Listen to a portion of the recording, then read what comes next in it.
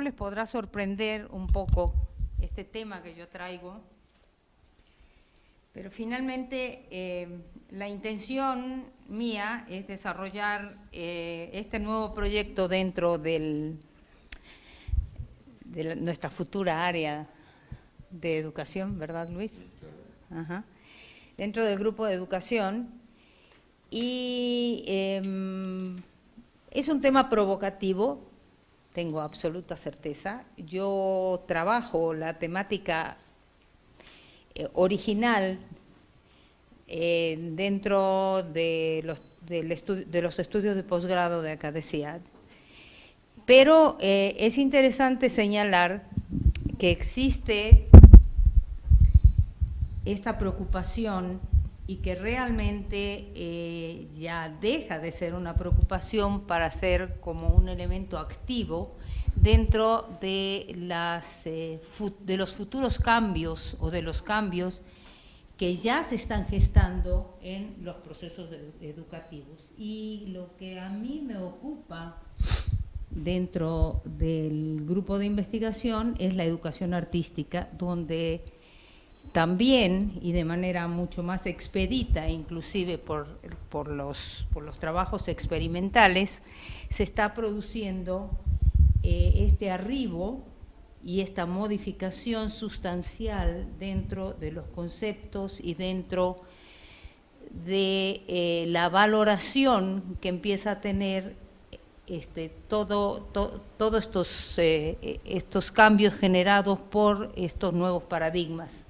Y es la incursión de las nuevas tecnologías generando nuevos cambios filosóficos, tanto en la educación como en los conceptos generales de la cultura, y en un cuestionamiento acerca de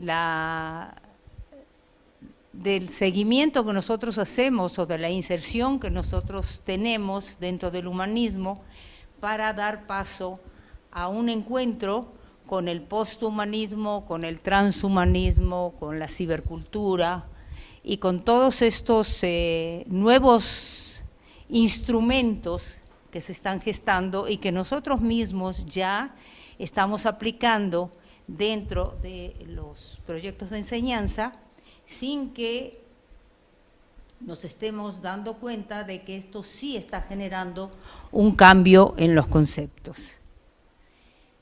Así como ustedes ven el título, no sé si quieren que apaguemos la luz para que se vea un poquito mejor. No se puede apagar porque Ok, no sé si alcancen a ver.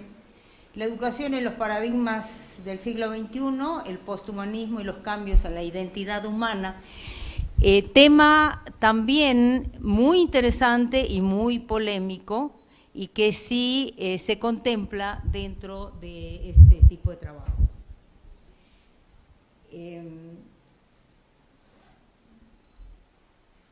Pasamos a la primera. La educación artística, los paradigmas del siglo XXI, el posthumanismo y los cambios en la identidad. Pasamos a la siguiente.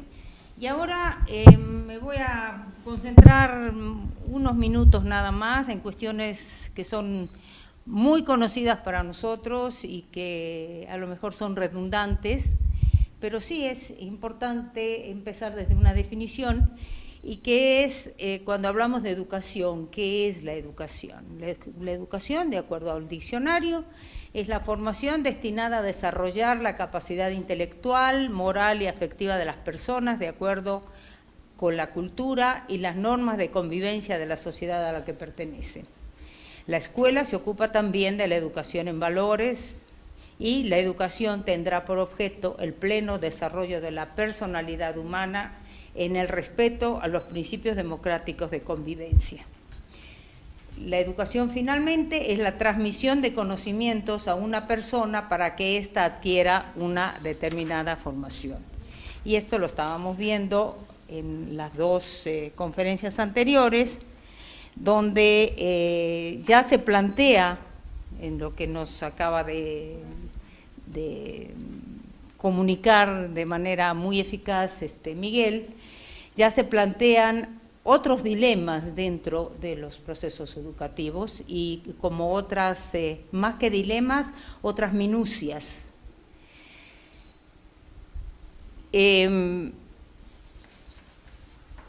A mí me preocupa, por el tema que me toca trabajar, sin que me aleje del tema central de la educación, en definir qué es o qué será la educación artística en el siglo XXI. La educación artística en un contexto posmoderno. Y aquí nos vamos a adentrar a lo mejor en una terminología que ya es común a todos nosotros cuando hablamos de posmodernidad, de postfotografía, de postcultura, toda esta gama de definiciones que tienen que ver con lo que viene posterior a las escuelas estructuralistas y que se van desarrollando como con el prefijo de post. Las TICs, o como nosotros las conocemos, las nuevas tecnologías, ya forman parte de los mecanismos de producción de la cultura, sin duda, y son parte inseparable de sus mecanismos de comunicación, difusión a través de páginas electrónicas, material didáctico, materiales especialmente producidos para la web, videojuegos, importante, muy importante, hoy en día se usan o hay algunos principios establecidos de usar los videojuegos para dar clases, inclusive, como instrumento didáctico.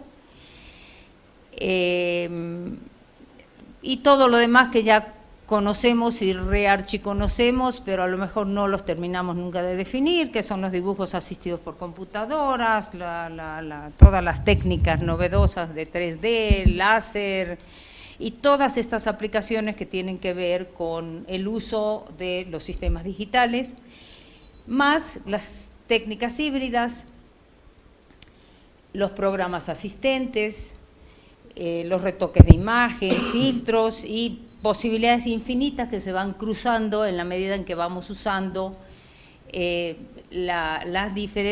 los diferentes formatos, los diferentes medios, los diferentes enfoques y las diferentes técnicas. Incorporamos las nuevas tecnologías como una parte ineludible del binomio enseñanza-aprendizaje y debemos adaptarnos a ellos y saber lidiar o cómo lidiar y crear a partir de esta nueva premisa. Pasamos a la siguiente. Aquí vemos ustedes van a ver una serie de imágenes que yo traigo, un poco para que entren en la materia de lo que significa este concepto del posthumanismo. No voy a entrar en este momento en la definición, en un par de diapositivas más vamos a tratar de definirlo sin agobiarlos, porque son definiciones un poco complejas, pero estas imágenes son para acercarlos a este medio, que es un medio que nos invade. Estas imágenes tienen que ver con películas que todos conocemos, Robocop,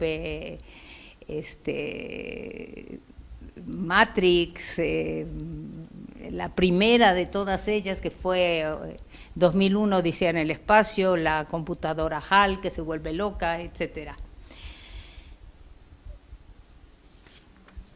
Entonces, la siguiente, yo preguntaría, ¿se podrán encontrar en esta afluencia avasalladora de tecnociencia las respuestas a las preguntas fundamentales de los procesos creativos, con todo y el imaginario estético, la ilusión y la propuesta lúdica que acompañó por siglos a los procesos de la creación artística? El proceso creativo también dentro del campo del diseño y cómo esto se adentra dentro de la problemática de la educación. Aquí la pregunta queda un poco, queda como pregunta y queda como planteamiento preocupante, que a lo mejor aquí los más jóvenes podrán tener ya una respuesta porque este lenguaje ya forma parte de una generación, o de 2 generaciones ya casi puedo decir. Y a lo mejor ya están las respuestas dadas, y a lo mejor en los nuevos instrumentos utilizados y en las nuevas propuestas y en los nuevos ensayos y experimentos y en los nuevos resultados obtenidos a partir de estos ensayos y experimentos, ya hay una respuesta acerca del imaginario estético, de la ilusión y de la propuesta lúdica, esta que ha acompañado por siglos a los procesos de la creación artística y de la manera como se incorporaron en el proceso de creación en los diseños.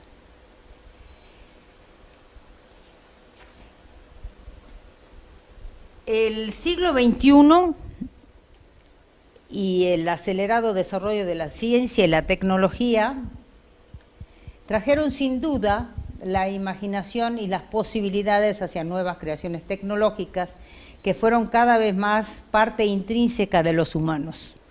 Hubo un momento en que era una situación muy ajena, cuando se inventó la primera computadora allá por los años 40 o finales de los 30, junto con la Segunda Guerra Mundial, aquellos aparatos enormes y que ayudaban a entender ciertos códigos que eran importantes para descifrar, no sé, la presencia de submarinos y eran aparatos que ayudaban a la tecnología de la guerra en ese momento. No había preguntas que no se hacían porque no se veía una situación práctica con todos estos instrumentos nuevos. Pero el siglo XXI y los finales del siglo XX y este acelerado desarrollo de la ciencia han traído nuevas expectativas y nuevas posibilidades hacia nuevas creaciones tecnológicas que se fueron haciendo cada vez más cercanas a los humanos. ¿Qué sucede cuando se hacen cercanas a los humanos? Todavía no dejamos de lado la escuela humanista que nos formó, donde el hombre es el centro de todas las cosas. Pero en este momento la discusión está en que si el hombre sigue siendo el centro de todas las cosas o en algún evento importante que habrá de suceder, será la máquina, y lo dejo como pregunta, la máquina, el robot, la computadora, el centro de todas las cosas, y tendrá que hacerse responsable de lo que va a suceder alrededor de ese evento. La época en la que nos toca vivir todavía es una época en que también hay un claro predominio de la cultura y el pensamiento visual sobre la cultura letrada. ¿Qué sucede o sucedería con los artistas y los diseñadores? Y aquí hay una reflexión interesante. El sujeto se traslada a un binomio, el sujeto artista, el sujeto diseñador, a un binomio de ser interlocutores reales a transformarse en interlocutores perceptores virtuales. Y eso sucede. Los artistas y diseñadores de nuestro cercano futuro, o inclusive ya de nuestra actualidad, procesarán la información de manera muy diferente a la que se hacían décadas atrás. Y esto, yo creo, tenemos acá a Sergio, que nos puede contar.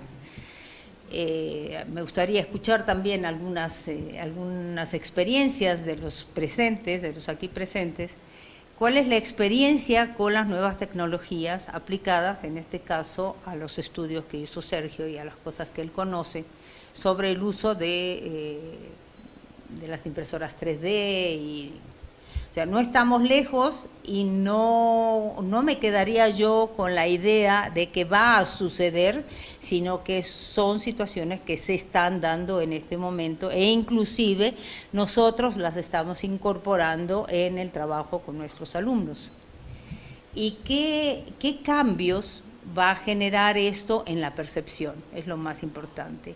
¿Y qué cambios va a generar en un futuro importante como cambios en la identidad humana? Esa sería como la pregunta importante o el tema importante de esta reflexión que estoy tratando de transmitir.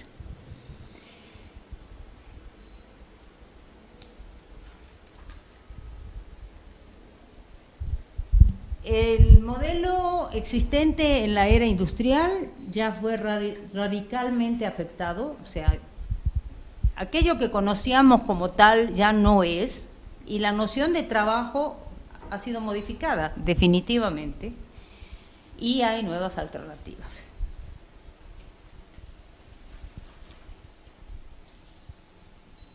Y aquí los sigo motivando con estas imágenes, que son imágenes tomadas de sitios web que trabajan con toda esta materia, y me imagino que ustedes ya no se asustan de todas estas cosas, pero dependiendo de los públicos pueden brincar un poco y decir de qué se trata.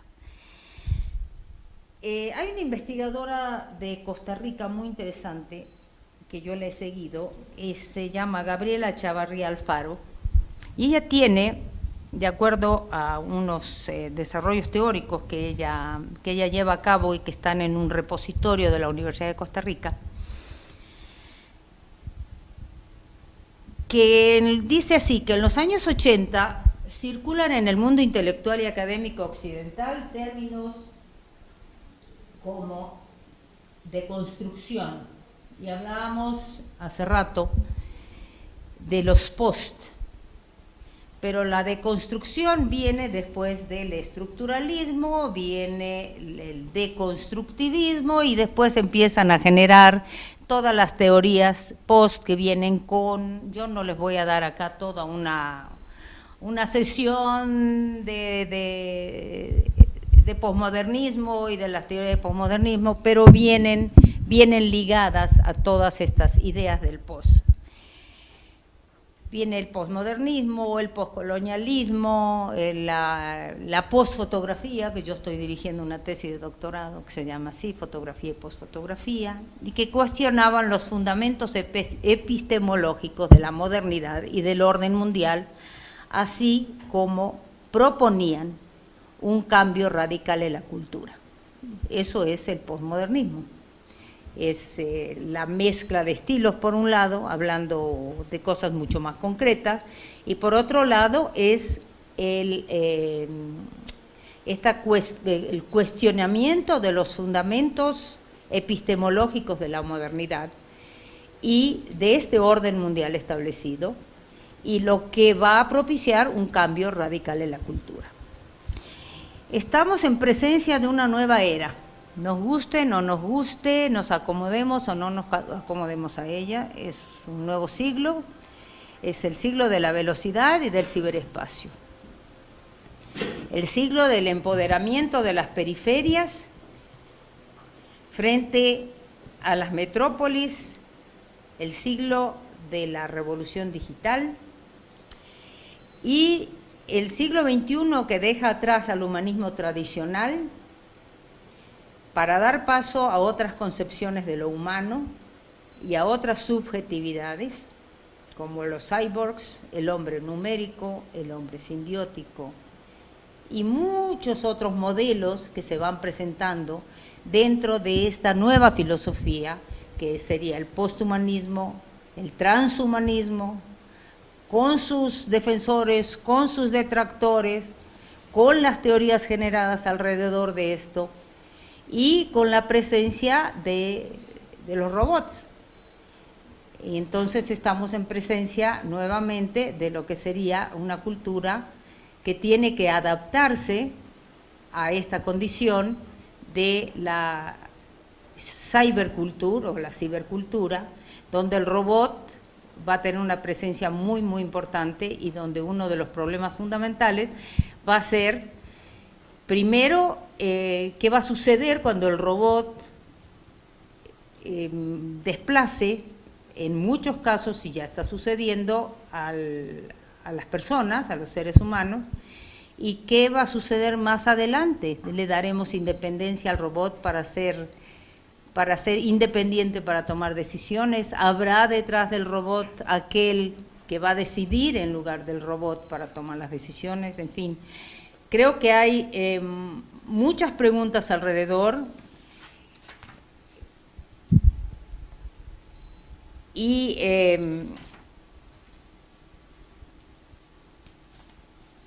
todavía no existen todas las respuestas.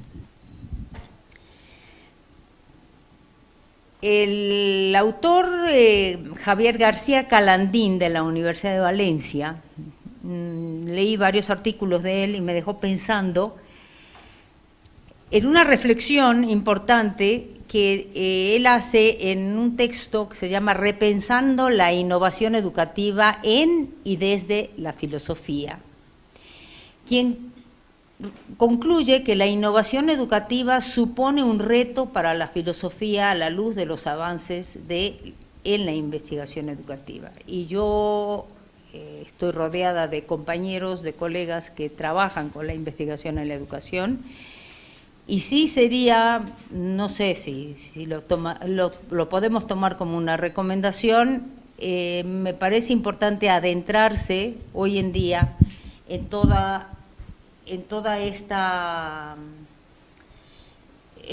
nueva, no es una propuesta, sino que va a acabar siendo una gran preocupación, porque no vamos a saber cómo digerir dentro de los conceptos que nosotros manejamos hoy en día, digerir esta avalancha de información y avalancha de modificaciones que se van a presentar. ¿Qué es la innovación educativa? La innovación educativa supone un reto para la filosofía, un reto porque nos lleva a replantear el magisterio de la filosofía a la luz de los últimos avances de la investigación educativa, pero también porque nos hace volver con energías renovadas a las fuentes originales de la actitud filosófica de vigilancia y de búsqueda sin término del conocimiento y de la verdad. Y es ahí donde nosotros tenemos que plantarnos y adueñarnos del terreno, porque nosotros somos aquellos que vamos a seguir induciendo, justamente como educadores, a la búsqueda del conocimiento y de la verdad, si es que eso existe. A partir de estas ideas, analizaremos filosóficamente la relevancia que ha cobrado la innovación en el ámbito educativo y propondremos una visión humanista. Yo soy todavía una ferviente defensora del humanismo, aunque he hecho grandes esfuerzos por introducirme en el mundo que ya está encima nuestro y en las teorías y en la filosofía posthumanista, transhumanista, que hay diferencias entre ellas. Yo sigo pensando que el mundo gira alrededor de quién es más importante, que es el hombre. Ustedes saben que en la Edad Media el mundo giraba alrededor de Dios, y después con las transformaciones del Renacimiento y Pico de la Mirándola y todas estas gentes que se ocuparon de esta transformación y la presencia de los posteriores filósofos, el hombre pasa a ser el centro del universo. Y así creo yo que mientras nosotros tengamos los pies sobre la tierra y la cabeza puesta bien sobre los hombros, funcionando, nosotros tenemos que seguir siendo el centro del universo. Pero hay teóricos, hay filósofos que consideran que esto va a ir cambiando y que va a haber, no sé si una sustitución total de quién va a ser el centro del universo, si van a ser las máquinas o va a ser un híbrido, una combinación entre el hombre y la máquina. Y eso es una condición que yo los invito a tomarlo en cuenta y a poder reflexionar a partir de esto.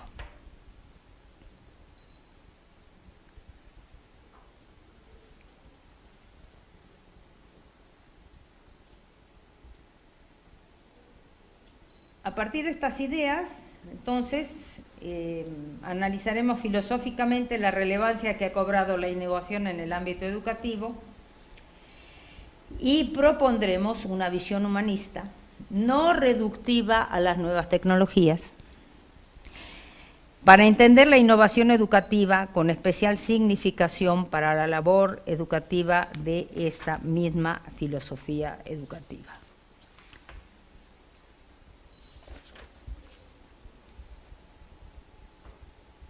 Aquí tenemos una imagen bastante provocativa.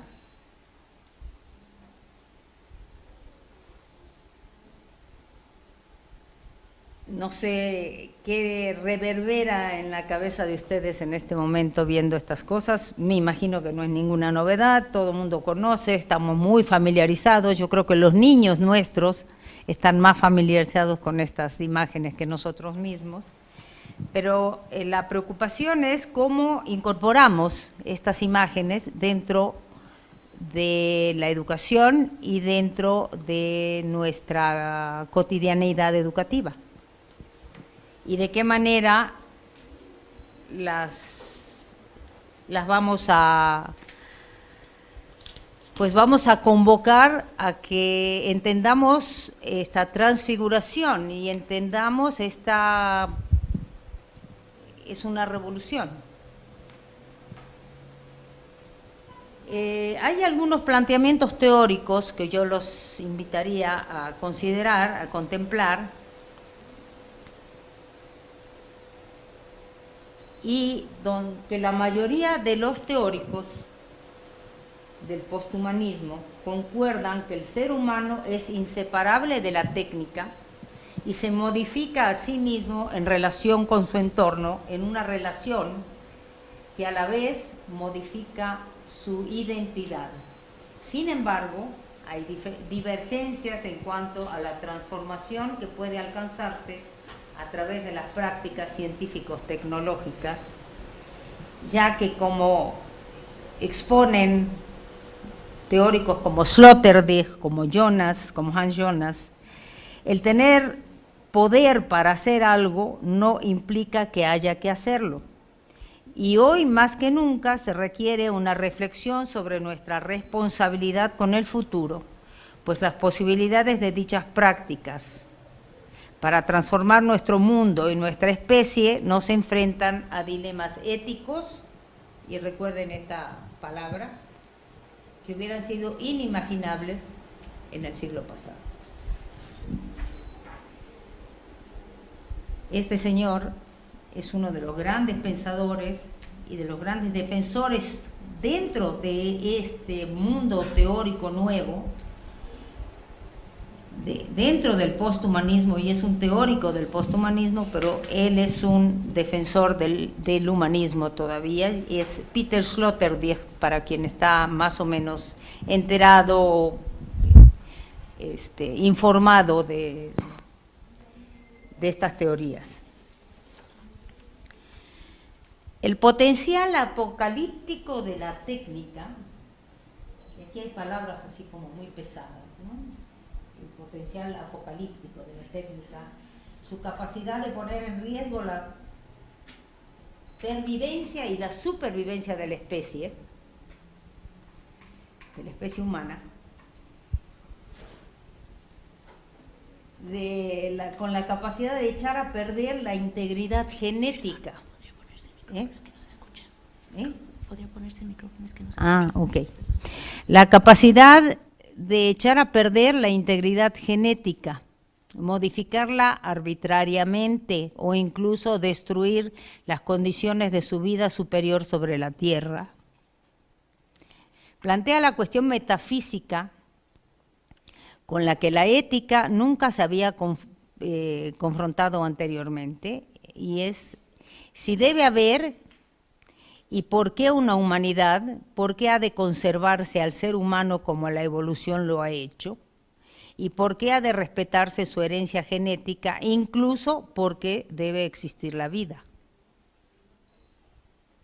Y son situaciones no solamente que aparecen en el orden teórico, porque nosotros sabemos hoy en día todo lo que es la biotecnología y toda la problemática que se concentran los estudios de la genética y de las transformaciones del ADN y todas estas cosas que conocemos. No voy a abundar sobre ellas. Si ustedes quisieran escuchar después mis opiniones, podemos tener varias reuniones acerca de esto, pero esto nos hace plantearnos o replantearnos también todos nuestros propósitos en la educación y plantearnos de qué manera vamos a incorporar, inclusive para la enseñanza del diseño y de los diseños, todos estos conceptos, porque producen tal revolución y tales cambios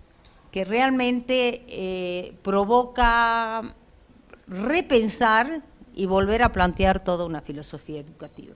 Por eso me decidí a traer este tema, para mover un poco el tapete, que me parece que está muy pegado, pero es importante considerar que son situaciones que, por ejemplo, en el MIT son cotidianas, porque ahí esa es la cama más grande, el vivero más grande de investigadores sobre toda esta temática está en el MIT. Hay gente a favor y gente en contra, hay polémicas y se pelean, y yo les puedo dar los nombres de muchísimos investigadores y muchísimos teóricos que han hecho planteamientos que realmente pueden llegar a parar los pelos así, pero que no están tan desprovistos de una raigambre en la realidad.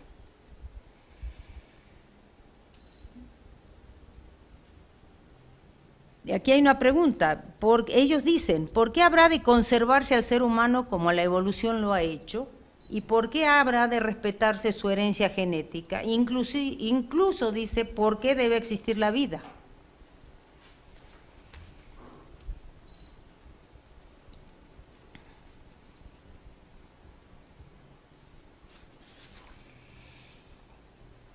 Las preguntas de este filósofo, Jonas, sintetizan perfectamente la preocupación que invade a muchos intelectuales de nuestro siglo y nuestra cultura biotecnologizada. Por un lado, la capacidad de poder realizar transformaciones no realizadas nunca antes sobre la naturaleza humana, sobre la naturaleza vegetal y animal, y por otro lado, el poco conocimiento que se tienen sobre las consecuencias futuras de esas transformaciones.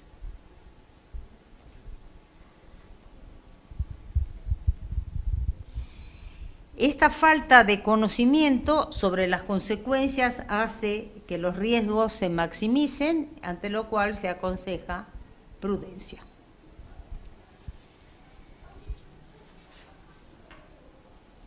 En la sociedad interconectada y dominada por la imagen en la que nos desenvolvemos, la educación artística es el medio más adecuado para mostrar cómo interpretar críticamente los mensajes que nos llegan. Y yo diría que en el diseño también. Es menester formar a los ciudadanos conscientes, colaborativos y responsables. Enseñar a nuestros educandos a materializar sus propias ideas a través de producciones artísticas, en eso voy a insistir, y de diseño, que en muchos casos se utilizan justamente estas tecnologías como medios de expresión.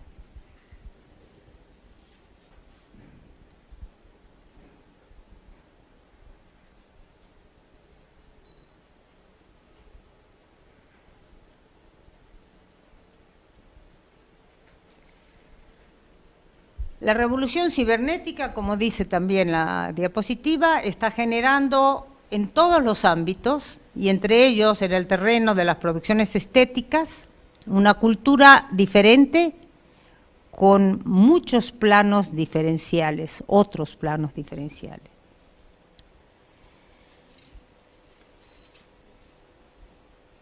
Mi preocupación y mi propuesta es que habremos de propiciar que esta educación artística y educación para el diseño promueva hábitos de trabajo que cultiven la curiosidad, la imaginación, el trabajo en equipo, el respeto por los demás, la comunicación, la alfabetización digital, fundamental, que creo que sí se hace, la innovación y no dejar de lado nunca la creatividad.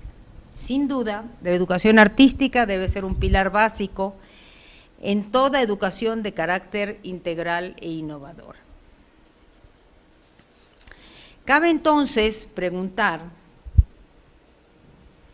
¿serán las nuevas tecnologías catalizadoras de la cultura de una nueva sociedad y una nueva identidad?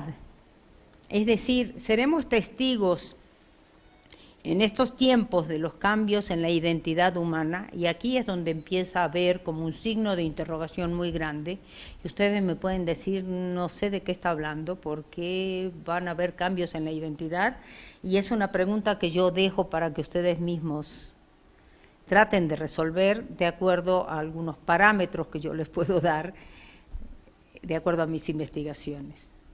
¿Se generarán cambios en el concepto de identidad humana? ¿Serán estos consecuencia de estos nuevos paradigmas tecnocientíficos? Nuevamente me apoyo en esta investigadora, Gabriela Chavarría Alfaro, y ella dice que el posthumanismo y los cambios en la identidad humana desde la cibernética a las biotecnologías y a través de los nuevos paradigmas tecnocientíficos se introduce críticamente al lector en los postulados del pensamiento posthumanista que empezó a desarrollarse en Occidente a principios del siglo XXI, yo diría que a finales del siglo XX. Para esto se revisarán primero las transformaciones que ha ido sufriendo la noción de identidad humana a partir de dos avances científicos fundamentales del siglo XX, la cibernética y las biotecnologías, puesto que son base del pensamiento posthumanista, y posteriormente se expondrán los postulados de los principales representantes del movimiento con el fin de adoptar una posición crítica en estas conclusiones.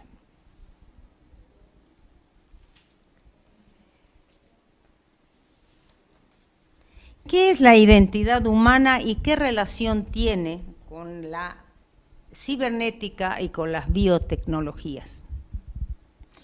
Al usar el término identidad humana, se hace referencia a la noción genérica de hombre, en el sentido que engloba lo masculino y lo femenino, no a lo Fox, que también dividía a las mujeres de los hombres, sino, como lo explica Edgar Morin, se dice justamente los humanos, pues el hombre no aparece sino a través de los hombres y de las mujeres más diversas, y es a través de ellas y ellos como aparecen modulados y desarrollados de forma diferente los rasgos humanos fundamentales. Y es una nota de Edgar Morin del año 2006 para esta necesidad. El concepto remite entonces a una identidad humana común a través de la cual compartimos el mismo patrimonio hereditario de especie, la misma unidad cerebral como rasgo distintivo notable.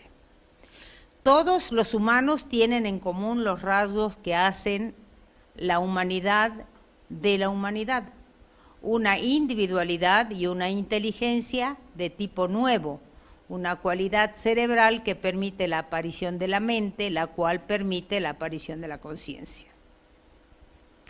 La manifestación individual particular de esa identidad humana se concreta en la noción de sujeto. No los voy a aburrir más con esta parte compleja filosófica, pero es importante entender por qué de alguna manera se plantea ya en este momento como problema los cambios de la identidad humana. ¿Y por qué los cambios de la identidad humana van a tener relación con nuestros proyectos educativos?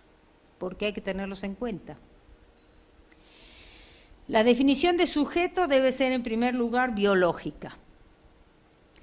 Es una lógica de autoafirmación del individuo viviente. El sujeto se comporta y nuestra individualidad, un yo que unifica, integra, absorbe y centraliza cerebral, mental y afectivamente las experiencias de una vida. Eso dice Edgar Morin. Este sujeto es también un agente moral, responsable por sus acciones y una persona en tanto comporta deberes y derechos en su compromiso por la sociedad en la que vive.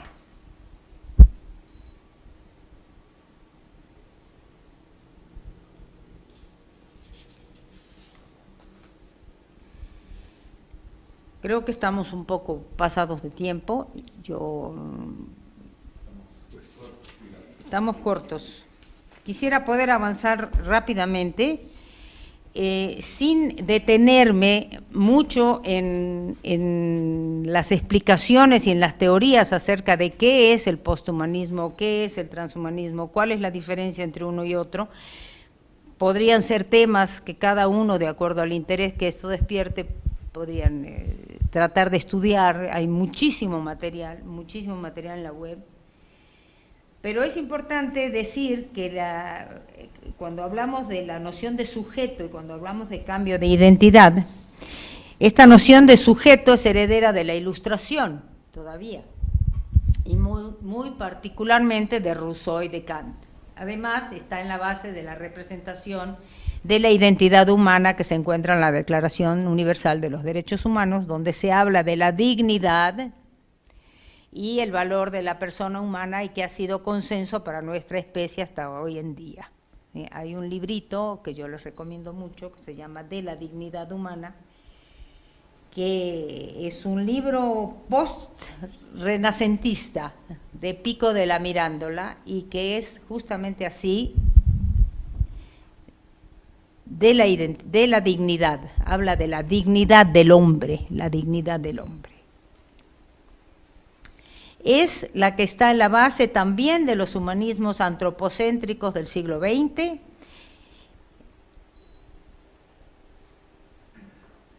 El humano es en el centro de toda la creación, por eso es el humanismo, en la máxima jerarquía en relación con la naturaleza y las otras criaturas vivas, respetar la naturaleza, respetar al hombre, el hombre como fin y no como medio. Es el principio de Protágoras, el hombre como medida de todas las cosas.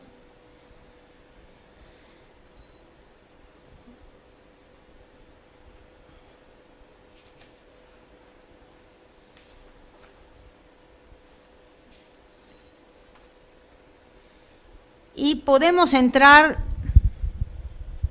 a preguntarnos cuestiones muy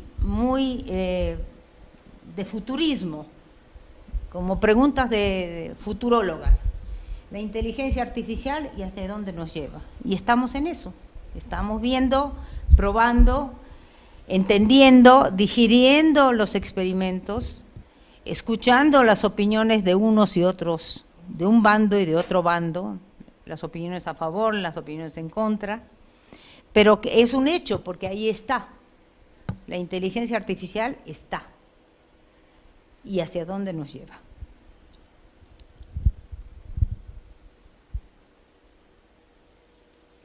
Cuando en los años 40 se pusieron a funcionar las primeras computadoras, esos refrigeradores de metal llenos de bulbos, se les llamó cerebros electrónicos, ya que podían hacer sumas, hacían operaciones aritméticas muy elementales. Esto hizo imaginar a muchos que mañana las máquinas conversarán con nosotros y entonces el cine, los dibujos animados, la televisión se poblaron de robots inteligentísimos, aunque de movimientos algo torpes, que acompañaban a los humanos en toda clase de mundos. ¿Y quién no ha visto en el cine todos estos muñecos y todos estos robots y todas estas situaciones experimentales?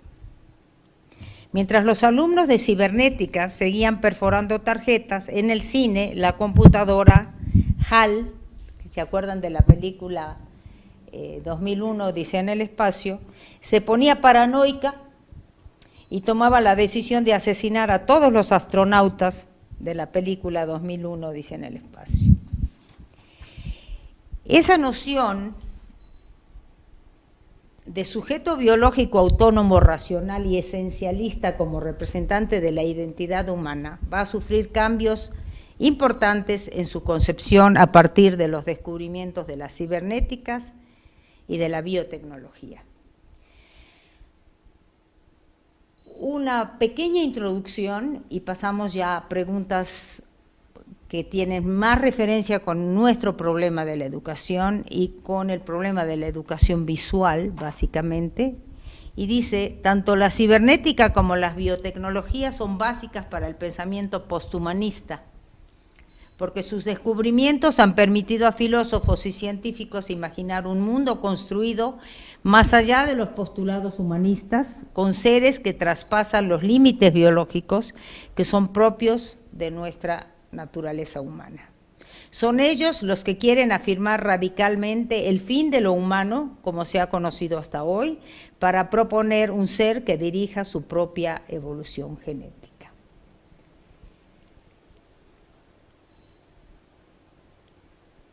Eso es.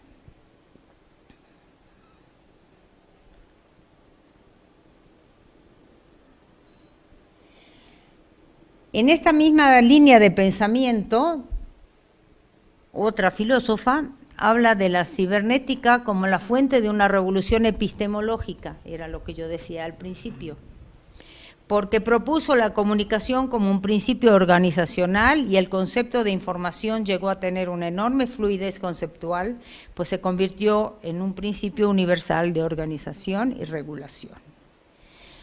Yo creo que dejamos esta parte, sigan avanzando por favor, dejamos esta parte teórica para otro momento y me gustaría tratar de resumir de alguna manera el desmantelamiento del andamiaje filosófico que caracteriza la identidad humana como una identidad singular, separada del mundo de los objetos y en posición jerárquica, privilegiada dentro de la sociedad.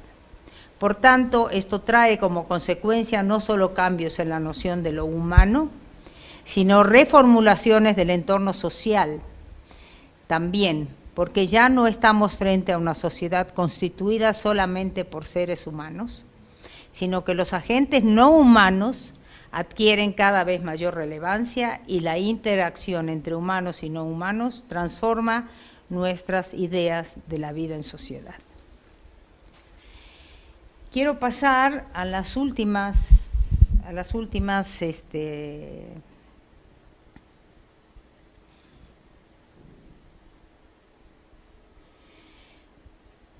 son como, me gustaría dejarles, después de esto, exactamente, dejar como preguntas planteadas, que pueden ser introductorias para muchos trabajos, muchos estudios. Les confieso, a mí como única representante de este tema de estudio dentro del grupo, me gustaría tener como más asociados, porque son planteamientos que yo misma estudio, pero que serían mucho más fructíferos con un diálogo. Y yo dejaría como ideas planteadas esto, que el conocimiento no es algo producido por la mente humana, sino que se encuentra distribuido entre todos los objetos, personas, instrumentos en la red. ¿Será cierto? Y el arte como producto cultural del conocimiento, ¿podrá ser incluido en esta consideración?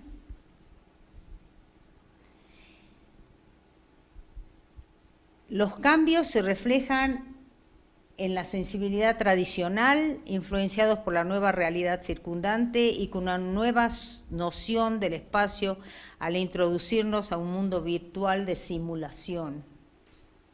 Se podrán encontrar en esta afluencia avasalladora de tecnociencia las respuestas a las preguntas fundamentales de los procesos creativos, con todo y el imaginario estético, la ilusión, la propuesta lúdica que acompañó por siglos a los procesos de la creación artística.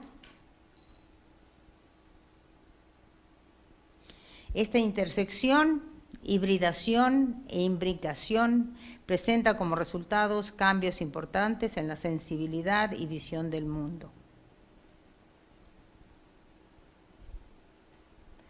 Lo hiperreal, lo abyecto, lo siniestro, los aceptamos, los recibimos como de nuestra época, o lo vivimos como otras dimensiones estéticas siempre y cuando su procedencia tenga como origen el universo de lo nuevo tecnológico. Y piensen en los alumnos, yo que doy clases que tienen relación con cuestiones de la visualidad, de lo visual, de la creación de emblemas simbólicos, ¿cuántas veces no nos acercan ellos imágenes que tienen que ver con lo hiperreal, con lo abyecto, con lo siniestro? Y uno se pregunta por qué razón ellos se acercan a estas realidades mucho más, en mi caso, que yo. ¿Será que ya lo identifican con una nueva época? Hoy no se sabe aún cuáles son sus verdaderas dimensiones, lo heterogéneo, lo discontinuo, lo fragmentado, un poco lo que decías, Miguel. La simulación, lo aleatorio, lo diferente serán cada vez más visibles en las producciones estéticas. El simulacro y la simulación son los nuevos discursos ejes de esta sensibilidad contemporánea. Me parece terrible, pero es así. La cercanía de la ficción y la realidad perturban la percepción habitual. Sus recursos icónicos, al ser de procedencia tecnológica, han alterado la normalidad visual, estética y ética y por consecuencia la artística. Como obligación se tendrá que procurar el acercamiento a estos fenómenos para entender e interpretar sus virtudes y limitaciones. Los viejos géneros, la pintura, el dibujo, la escultura, la gráfica y las corrientes artísticas clasificadas como tales por los historiadores del arte, tanto los definidos en el siglo XIX como en el siglo XX, como los actuales, se están transformando a raíz de la incorporación de esta cibercultura y sus aportaciones. Se redefine, se deconstruye y se reutilizan estructuras para crear un nuevo universo estético al que debe incorporar esa modernización tecnocientífica con todo y lenguajes propios. Se tiene que construir una nueva sensibilidad artístico-estética y la estamos construyendo. El hombre está ubicado ante un cambio tecnocultural que a su vez modifica todas las nociones tradicionales, creando nuevas imágenes compuestas de luz y píxeles, imágenes virtuales, imágenes impalpables. Se redefine. El hombre está ubicado ante un cambio tecnocultural. Me parece que está repetida esta transparencia. Podemos hablar de un collage que deriva de la hibridación de los medios, de las nociones del arte, de la técnica de la ciencia, hombre, espacio, realidad, tiempo y materia, están ya resemantizadas y se reinterpretarán en esta nueva época. Los significados que emerjan serán renovados. Como individuos asistiremos ante la presencia de nuevos imaginarios en pantalla, creados con píxeles que generarán una visualidad distinta a la tradicional, y ya lo estamos asistiendo, que pueden verse únicamente en pantalla o trasladarse a medios que interpretarán este lenguaje haciéndolos palpables, pero ya traducidas a imagen pigmento se modificarán. Estas generan a su vez una visualidad cultural propia.